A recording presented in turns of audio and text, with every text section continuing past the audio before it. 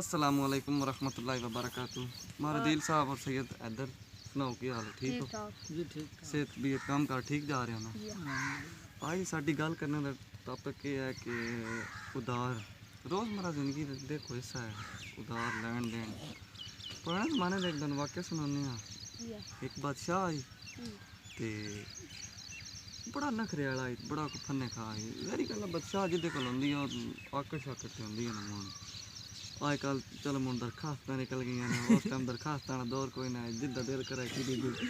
Pin छड्डा किसी को post पकड़ी कोई ना है ठीक है ते ओ जनाब दी वाकया इंदा कि बादशाह अपनी ना महल च बनाना ही रंग ते ओ काफ़ी पेंटर बुलाए ते एक पेंटर को टुर गया तेरे मेरे आ अच्छा जी। लै गया घोड़ियां छोड़ियां लै गया समान सट्टा लै गया दिहाड़ लइयो सा बड़ा कम पहली दिहाड़ चाल बनाई नीति वाला बादशाह ने शामी आदा मैं दिहाड़ दियो मैं कल आना तो बादशाह आदा मैं तेरा पसंद ही नहीं आया। अच्छा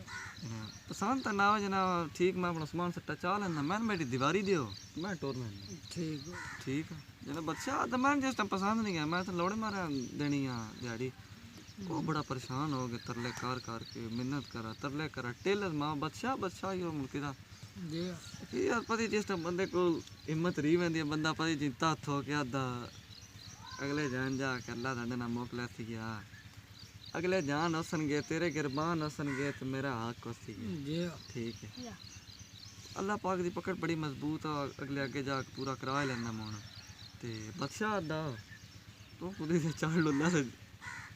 मैं तेरा तो 5,000 में देना जिन्हें मैं लाख करोड़ देने ना ते उन्हें मेरे हाथ पाँव फदे पैर पैर फरन दी मेरी जाल बनी मेरी